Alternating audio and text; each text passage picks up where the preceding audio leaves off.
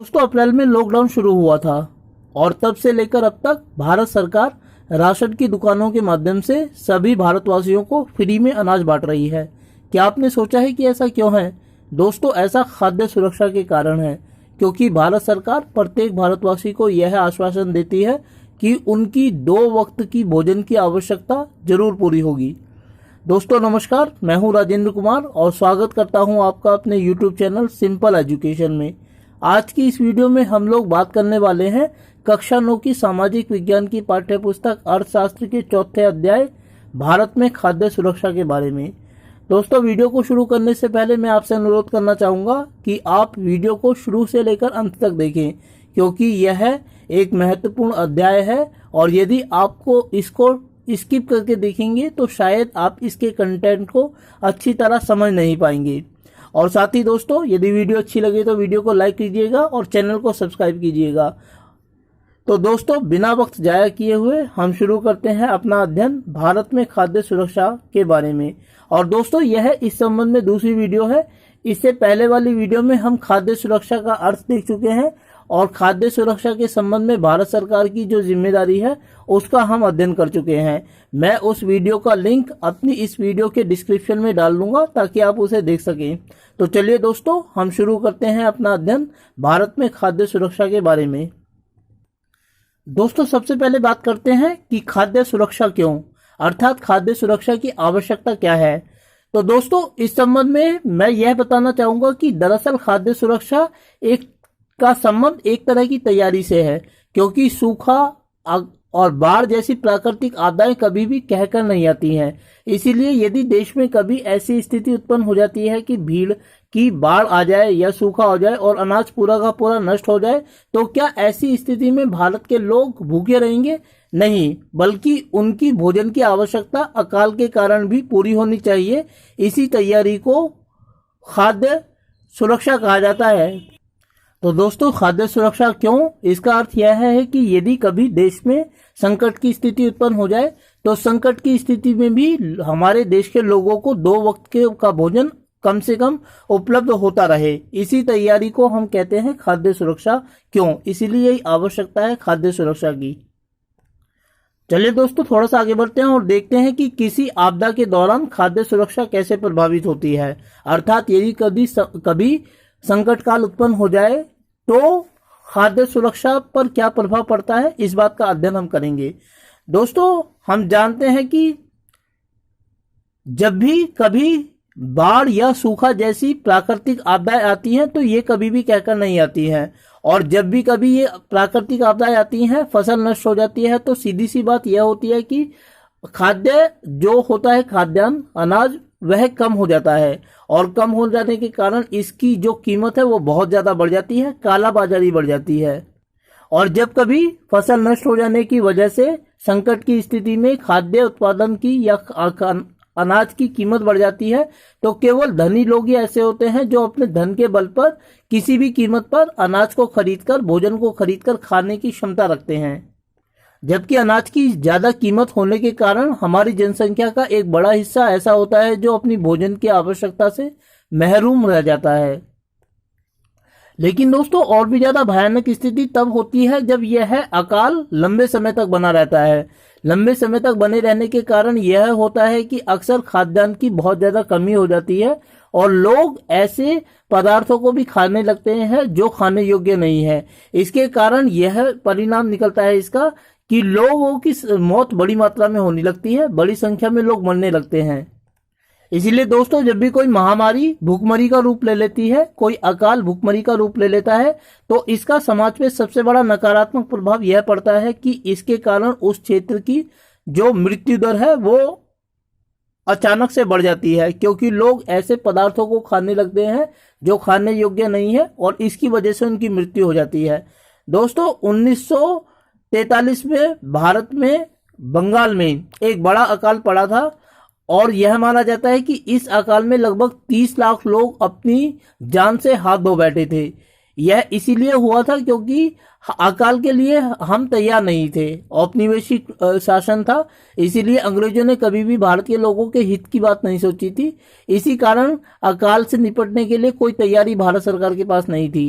क्योंकि भारत सरकार थी नहीं, भारत अंग्रेजों के अधीन था और उन्होंने कभी भी इस दिशा में नहीं सोचा था।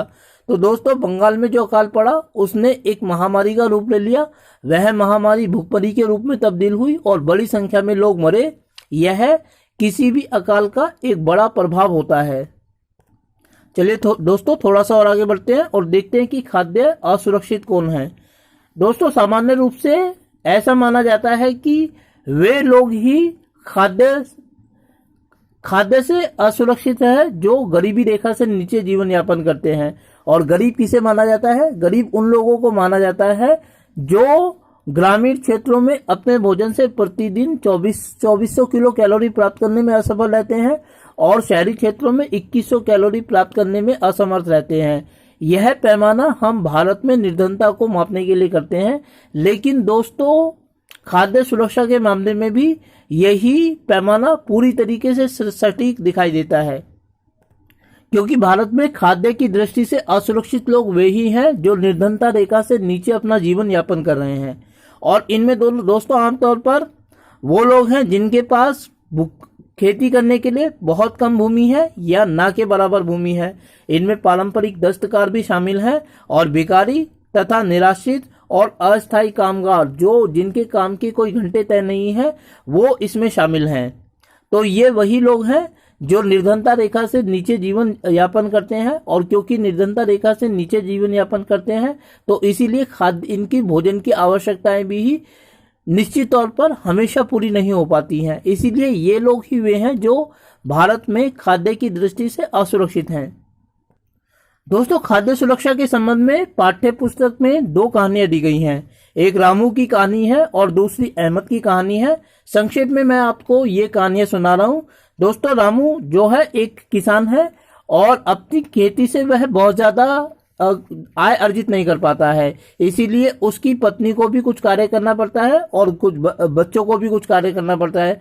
अक्सर ये होता है कि वर्ष के कुछ समय में उसको मजदूरी के लिए जाना पड़ता है और बेकार रहना पड़ता है। इस वजह से वह बड़ी मुश्किल से खेती से अपनी आजीविका अर्जित कर पाता है।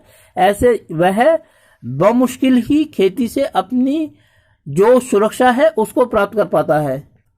लेकिन दोस्तों, इस सारी जद्दोजहद में उसका पूरा परिवार प्रभावित होता है, क्योंकि जिस समय में उसको अपने खेती कार्य से वंचित रहना पड़ता है, क्योंकि भारत में कृषि एक मौसमी रोजगार है, इसीलिए उसके परिवार को, और जब तक कि उसको नया काम नहीं मिल जाता बेरोजगारी के दिनों में, तब तक उसके पूरे परिवार को मुश्किलों का सामना करना पड़ता है।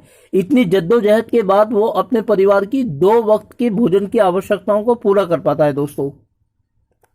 और जहां तक दोस्तों अहमद की कहानी का सवाल है, तो अहमद एक रिक्शा चालक है और उसके घर में बूढ़ी माँ भी है और 2 भाई है, परिवार के दूसरे सदस्य भी है। दूसरी जगह से आकर वह रह रहा है। बड़ी मुश्किल से ही वह अपनी इन भोजन की आवश्यकता को पूरा कर पाता है। लेकिन दोस्तों, इसमें गनीमत यह है कि उसको एक बीपीएल राशन कार्ड मिला हुआ है, जिसके कारण उसको कम कीमत पर राशन की दुकान से महीने भर का राशन मिल जाता है। इस कारण वह रामू की अपेक्षा थोड़ा आसानी से अपनी भोजन की आवश्यकताओं को पूरा कर पाता है। क्योंकि वह अपने परिवार में अकेला काम करने वाला है दोस्तों अहमद, इसीलिए इन सारे आयामों से वह बड़ी मुश्किल से अपने परिवार की भोजन की आवश्यकताओं को पूरा कर पाता है। और इसमें जो उसको सबसे बड़ा साथ मिलता है वह मिलता है उसके राशन कार्ड का, क्योंकि इस राशन कार्ड के माध्यम से उसको कम कीमत पर भारत सरकार की राशन की दुकानों के माध्यम से भोजन की जो वस्तुएं हैं वो प्राप्त हो जाती हैं। चलिए दोस्तों, अब हम आगे बढ़ते हैं और देखते हैं कि भारत में खाद्य सुरक्षा क्या है। दोस्तों, अपनी पहली वाली वीडियो में हम इस बात के बारे में बात कर चुके हैं कि खाद्य सुरक्षा के संबंध में भारत सरकार कहां आकर टिकती है। हमने देखा था कि भारत सरकार एक कल्याणकारी राज्य का दर्जा प्राप्त करती है, इसीलिए वह सबकी भोजन की आवश्यकताओं के ऊपर ध्यान देती है। भारत में जो खाद्य सुरक्षा की अवधारणा अपनाई गई है उसके 2 आयाम है दोस्तों। पहला है बफर स्टॉक और दूसरा है सार्वजनिक वितरण प्रणाली। दोस्तों, सवाल है कि आखिर बफर स्टॉक क्या है। तो बफर स्टॉक से अभिप्राय दोस्तों अनाज के उस भंडारण से होता है जो सरकार द्वारा संकट काल का सामना करने के लिए अलग से सुरक्षित रख लिया जाता है। और इसके लिए अनाज के बड़े बड़े कंटेनर बना दिए जाते हैं जिनमें इन अनाज को खरीद कर रखा जाता है। अक्सर ये होता है कि भारत सरकार उन किसानों से जिनके अपने राज्य में अधिशेष उत्पादन होता है उनसे पहले से निर्धारित कीमतों पर इस अनाज को खरीद लेती है और इसी अनाज को सरकार संकट काल में वितरित करने के लिए सुरक्षित रखती है। तो इस जो ये स्थान है, जो जगह है जिस पर जिन डब्बों में इस अनाज को रखा जाता है उन डब्बों को कहा जाता है बफर स्टॉक। उसी अनाज के भंडारण को कहा जाता है बफर स्टॉक। और दोस्तों, भारत में इस बफर स्टॉक की पूरी निगरानी के लिए एक पूरी व्यवस्था की गई है जिसको भारतीय खाद्य निगम कहा जाता है। इसको इंग्लिश में दोस्तों फूड कॉर्पोरेशन ऑफ इंडिया कहा जाता है, FCI इसको शॉर्टकट में कहा जाता है। बफर स्टॉक से संबंधित संपूर्ण जो जिम्मेदारियां हैं वो इसी FCI को सौंपी गई है। FCI के पास यह अनाज कहां से आता है दोस्तों? FCI भारत के उन राज्यों में किसानों से उनका अधिशेष उत्पादन खरीद लेती है जहां फसल उत्पादन अच्छा होता है और इसके लिए FCI इन किसानों को पहले से ही न्यूनतम समर्थन मूल्य प्रदान कर देती है, जिसका मतलब यह है कि फसल उगने से पहले, काटने से पहले ही किसानों से समझौता कर लिया जाता है, एग्रीमेंट कर लिया जाता है और किसानों को उनके पहले ही आश्वासन दिया जाता है कि चाहे अनाज की कीमत कुछ भी हो, वे इस कीमत पर उनसे इस अनाज को खरीद लेंगे। इसे न्यूनतम समर्थन मूल्य कहा जाता है। इससे किसानों को एक गारंटी यह मिलती है कि यदि किसी भी वजह से अनाज कम होता है या ज्यादा होता है या अनाज की कीमत घटती है या बढ़ती है तो इससे किसानों की बिक्री के ऊपर कोई प्रभाव नहीं पड़ेगा, क्योंकि FCI पहले से उनको जो कीमत का आश्वासन दिया गया है उस कीमत पर इस सारे अनाज को खरीद लेगी और इसी अनाज को बफर स्टॉक में रखा जाता है। दोस्तों, कई बार ये होता है कि जब एक बार बफर स्टॉक को रख लिया जाता है और इस अनाज का प्रयोग नहीं हो पाता तो नया स्टॉक खरीदकर पुराने स्टॉक को निकाल दिया जाता है। यह भी ध्यान रखना पड़ता है कि अनाज ज्यादा पुराना ना हो जाए, ताकि क्योंकि अगर अधिक पुराना हो जाएगा तो चूहे जैसे कीट हैं उसको दूषित करेंगे। इसीलिए भारत सरकार समय समय पर बफर स्टॉक में रखे जाने वाले अनाज को बदलती रहती है। चलिए दोस्तों, अब देखते हैं कि सार्वजनिक वितरण प्रणाली क्या है। वीडियो के पहले वाले भाग में, जो पहली वीडियो मैंने बनाई थी, मैंने उसमें आपको बताया था कि भारत सरकार ने एक कल्याणकारी राज्य का स्वरूप ग्रहण किया है और इस अवधारणा के अनुसार भारत सरकार प्रत्येक भारतवासी को यह गारंटी देती है कि उनकी 2 वक्त की भोजन की आवश्यकता जरूर पूरी होगी। इसीलिए भारत में सार्वजनिक वितरण प्रणाली को अपनाया गया है। दोस्तों, सार्वजनिक वितरण प्रणाली वह प्रणाली है जिसके द्वारा भारत सरकार बफर स्टॉक में रखे हुए अनाज को भारत के गरीब लोगों तक पहुंचाने का काम करती है, उनमें वितरित करती है।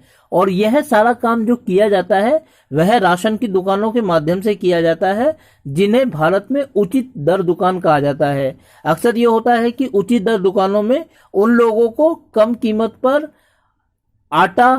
गेहूं, चावल, चीनी, मिट्टी का तेल प्रदान किया जाता है जो बाजार कीमत पर इन सामानों को खरीदने में असक्षम होते हैं। ऐसे ही लोगों को उचित दर दुकानों के माध्यम से या राशन की दुकानों के माध्यम से आवश्यक खाद्य सामग्रियां प्रदान की जाती हैं। दोस्तों, राशन की दुकानें गरीबों में अनाज वितरण का एक महत्वपूर्ण आयाम है, इसीलिए इनकी ओर पर्याप्त ध्यान भारत सरकार के द्वारा दिया जाता है। और वर्तमान समय में हमारे देश में जो राशन की दुकानें हैं वे 4.6 लाख दुकानें हैं, जिनके माध्यम से देश के अलग अलग हिस्सों में समाज के गरीब लोगों को खाद्य सामग्रियां प्रदान की जाती हैं।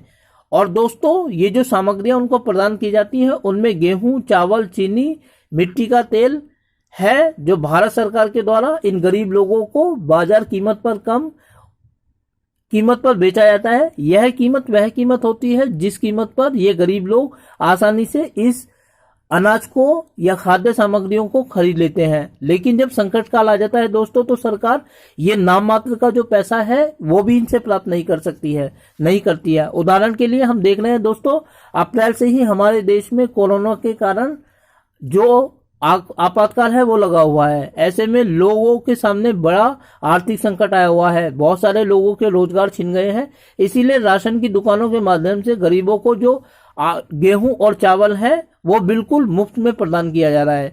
इसलिए क्योंकि लोगों की खरीदने की क्षमता पूरी तरीके से नष्ट हो गई है और भारत की सरकार ने अपने कल्याणकारी राज्य की अवधारणा के अंतर्गत कहा है कि प्रत्येक भारतवासी की 2 वक्त की भोजन की जो जिम्मेदारी है वो भारत सरकार की है। अपनी उसी जिम्मेदारी के कारण वर्तमान समय में कोरोना संकट को देखते हुए भारत सरकार फ्री में सभी लोगों को राशन की दुकान के माध्यम से अनाज उपलब्ध करा रही है। दोस्तों, अब अगला सवाल यह आता है कि एफसीआई के पास बफर स्टॉक में हमेशा कितना स्टॉक होना चाहिए कि किसी भी संकट काल का सामना आसानी से किया जा सके। तो दोस्तों, जो एफसीआई है उसके पास न्यूनतम 2.43 करोड़ टन भोजन जो अनाज है वो हमेशा स्टॉक में होना चाहिए, ऐसा माना जाता है। लेकिन जुलाई 2002 में जो स्थिति थी वो ये थी कि एफसीआई के पास अनाज का जो स्टॉक था वो 6.3 करोड़ टन था और बफर स्टॉक में रखे जाने वाले अनाज के भंडारण से यह करीब 3 गुना था। मतलब यह कहा जा सकता है कि हमारे देश में पर्याप्त मात्रा में बफर स्टॉक मौजूद है और आसानी से संकट काल का सामना किया जा सका है। लेकिन दोस्तों, हमेशा स्थिति ऐसी नहीं थी। 1960 से पहले जब तक भारत में हरित क्रांति नहीं हुई थी, अक्सर भारत में भुखमरी की स्थिति फैल जाती थी और इसका उदाहरण हम 1943 के बंगाल के अकाल के रूप में देख सकते हैं। उस अकाल ने इसी कारण भारत में विकराल रूप धारण कर लिया था क्योंकि उसका सामना करने के लिए भारत सरकार की कोई तैयारी नहीं थी। इसीलिए जब दोस्तों भारत आजाद हुआ तो उसने इस दिशा में एक महत्वपूर्ण कदम उठाया और इस बात को ध्यान में रखा कि यदि कभी भविष्य में संकट काल आता है तो इसका सामना करने की पर्याप्त तैयारी भारत सरकार के पास होनी चाहिए। इसीलिए हमने कभी भी 1943 जैसी भुखमरी का सामना नहीं किया है। हालांकि कालाहांडी और दूसरे गरीब राज्यों में हम अभी भी इस तरीके के छोटे मोटे अकालों को देख सकते हैं, लेकिन इन अकालों ने कभी भी इतना विकराल रूप धारण नहीं किया जैसे 1943 के बंगाल के अकाल ने किया था। चलिए दोस्तों, थोड़ा सा और आगे बढ़ते हैं और देखते हैं कि जो सार्वजनिक वितरण प्रणाली है उसकी वास्तविकता क्या है, पृष्ठभूमि क्या है। दोस्तों, अगर हम राशन की दुकानों की पृष्ठभूमि को देखें या सार्वजनिक वितरण प्रणाली की पृष्ठभूमि को देखें तो इसकी जड़ें हमें 1943 के बंगाल के अकाल में दिखाई देती हैं। जब भारत आजाद हुआ था 1947 में, तो भारत की सरकार ने इस बात को पूरी तरीके से ध्यान में रखा था कि भविष्य में 1943 जैसा कोई अकाल ना पड़े। इसीलिए जब भारत आजाद हुआ तो इस ओर पर्याप्त ध्यान दिया गया और 1960 और 70 के दशक में दोस्तों इस और राशन प्रणाली की ओर पर्याप्त ध्यान दिया गया और इसको पूरी तरीके से पुनर्जीवित किया गया। भारत सरकार समय समय पर एफसीआई के लिए कमेटियों का गठन करती है दोस्तों, और ये उसके संबंध में कुछ संशोधन भी करती है। 1970 के दशक के मध्य में एक NSSO हुआ था, उसने अपनी रिपोर्ट प्रस्तुत की थी और इस रिपोर्ट के अंतर्गत 3 अंतर क्षेत्रीय कार्यक्रम दोस्तों प्रस्तुत किए गए थे जो भारत में खाद्य सुरक्षा से संबंधित थे। इनमें जो 3 बातें बताई गई थी वो क्या थे, 3 कार्यक्रम क्या थे, इसके बारे में अब हम दृष्टिपात करेंगे। तो दोस्तों, इसके अंतर्गत जो पहला बिंदु था वो ये था कि सार्वजनिक वितरण प्रणाली को सुदृढ़ किया जाएगा, यानी कि जो राशन की दुकानें हैं उनको और अधिक सुदृढ़ किया जाएगा, क्योंकि ये पहले से स्थापित थी भारत में। 1947-43 के अकाल के बाद इनको स्थापित कर दिया गया था और 1970 में जो NSSO की रिपोर्ट प्रस्तुत की गई थी उसमें यह कहा गया था कि भारत में सार्वजनिक वितरण प्रणाली को और अधिक सख्त किया जाए ताकि हर व्यक्ति की भोजन की आवश्यकताओं को पूरा किया जा सके। और इसमें दूसरा था एकीकृत बाल विकास सेवाएं, मतलब बच्चों को की और भी पर्याप्त ध्यान दिया जाएगा और इसमें आंगनवाड़ियों की बात कही गई थी। और तीसरा था काम के बदले अनाज योजना, मतलब कि भारत सरकार ऐसी योजना बनाएगी जिसमें काम के बदले पैसे न देकर उनको सीधा अनाज दिया जाए, क्योंकि इसके माध्यम से भारत में खाद्य सुरक्षा को दोस्तों सुनिश्चित किया गया था। इन तीनों आयामों के बारे में हम विस्तृत अध्ययन आगे की अगली वीडियो में करेंगे। फिलहाल हम सिर्फ यहाँ इसके बारे में एक नजर डाल रहे हैं। तो दोस्तों, भारत में खाद्य सुरक्षा के बारे में यह था हमारे वीडियो का दूसरा अंश। मैं उम्मीद करता हूं कि आपको यह वीडियो अच्छी लगी होगी और साथ ही आपसे अनुरोध करता हूं कि यदि आपको वीडियो अच्छी लगी तो आप वीडियो को लाइक करें और चैनल को सब्सक्राइब करें और ऐसी ही वीडियोस के लिए मेरे साथ बने रहे मेरे यूट्यूब चैनल सिंपल एजुकेशन पर। वीडियो को देखने के लिए आपका बहुत बहुत धन्यवाद दोस्तों।